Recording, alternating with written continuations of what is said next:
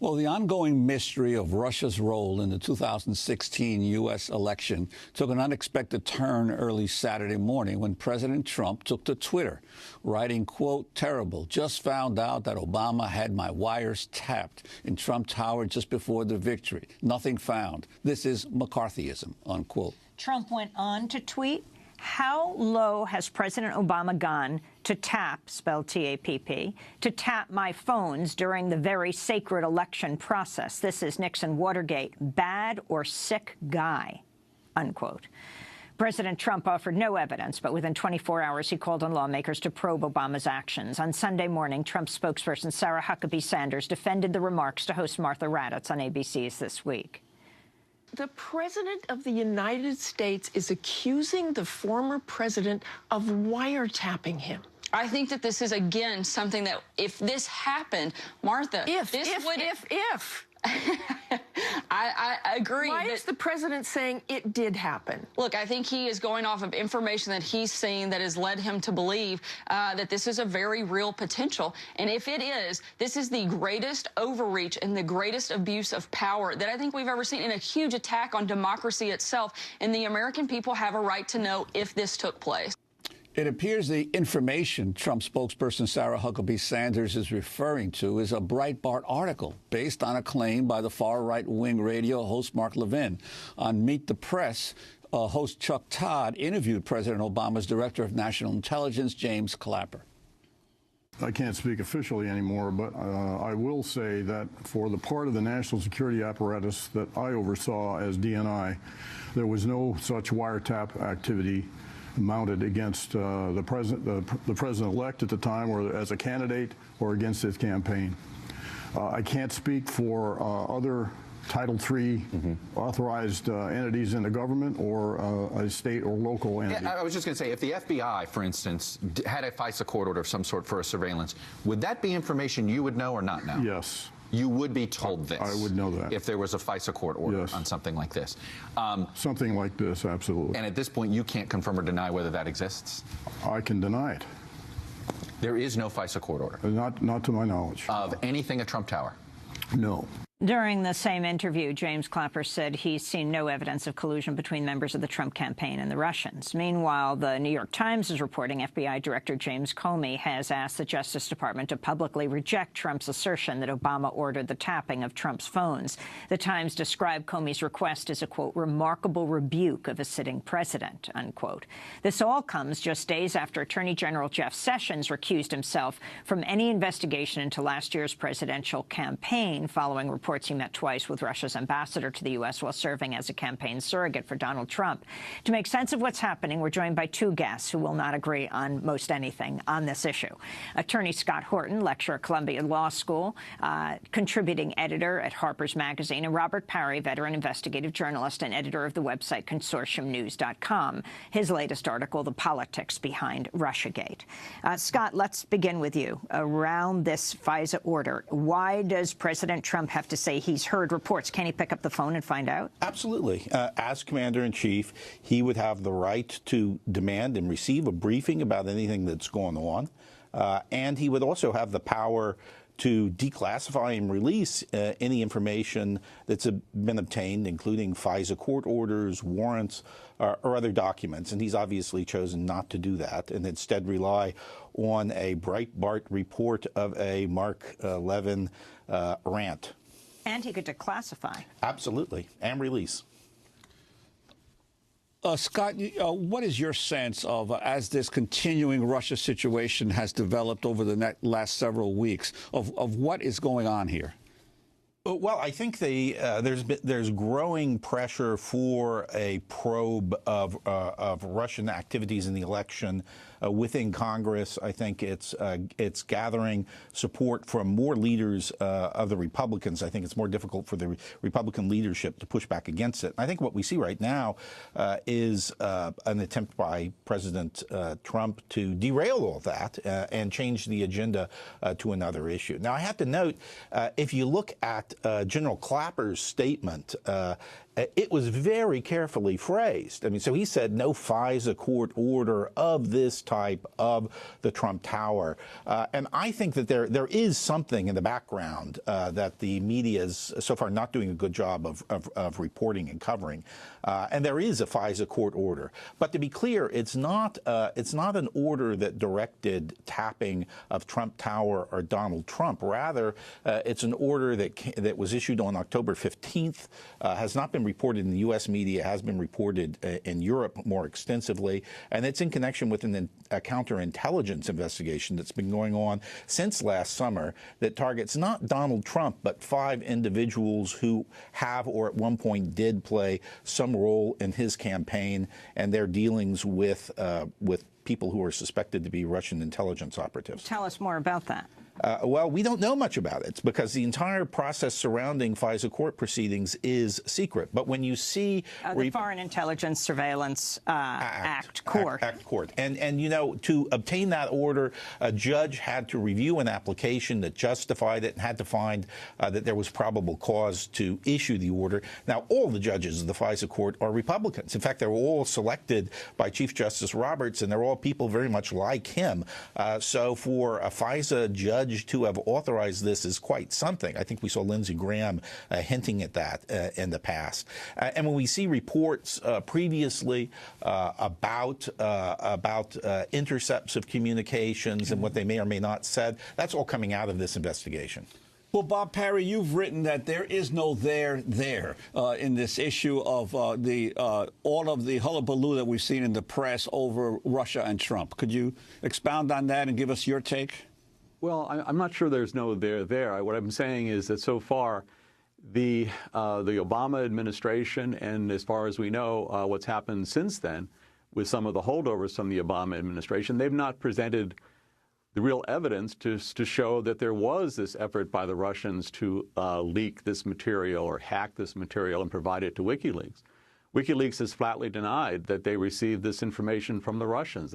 They've indicated there were apparently 2 American insiders who they believe would have been the sources of this information. So what you've got is a lot of ifs going on, not just the ifs that President Trump has put out through his tweets, but also now there's also a lot of ifs about what happened initially. So we have a situation where Washington has kind of gone nuts, where there hasn't been the kind of evidence presented on anyone's part that convinces me or a lot of other people that have looked at this, including former people from the National Security Agency, people like William Binney. So you have problems here where the evidence is not supporting, at least to this point, a lot of these allegations. We've had a lot of suspicions and a lot of smoke, but so far not much in the way of fire. And you've also raised that Russia is increasingly being made the boogeyman, not only by those on the right, but many on the left who were either supporters of President Obama or were progressives who ended up supporting Hillary Clinton. That you feel that there's an unnecessary heating up of a new Cold War. Well, there's no question. We're now into a new Cold War, and we're also seeing kind of a new McCarthyism. What you've seen is a very hostile approach that the United States has taken toward Russia, going back really to the Ukraine crisis, and it has been escalating. And the Russians have responded somewhat in kind. So you had a much more cooperative relationship between President Obama and President Putin that preceded the 2014 Ukraine crisis. They worked together on the Syrian crisis. It was Putin who got Assad to give up his chemical weapons. They worked together on Iran, getting Iran to constrain its nuclear program. But then with the crisis in Ukraine, which was not simply a case it was a case that involved some American input to try to create that as a turning point in how this whole relationship developed. So we've had this narrative set up where the Russians are made into the bad guys, and that has now continued on into the campaign, and now into the new presidency.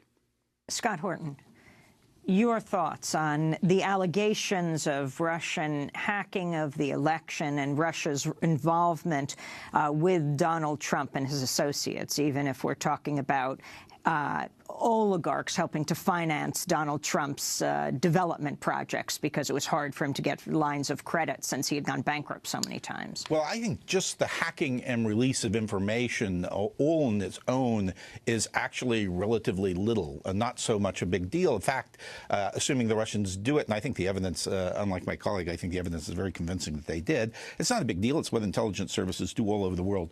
What would make this a far bigger matter is if there were collusion between the Trump campaign and Russians throughout the process, if the hacking were requested, if it were being guided by them, and then if beyond that it were to turn out that the Russians in fact financed Donald Trump to the tune of hundreds of millions of dollars, as indeed his son acknowledged in the press statement before the campaign got going. What do you mean? That is that if you look at Trump's situation after the bankruptcies that occurred in 2004, when the banks withdrew their letters of credit, most people thought he was finished. From that point forward, there was an infusion of hundreds of millions of dollars into Trump projects, Trump-branded projects all around the world that refloated the Trump empire and made it viable.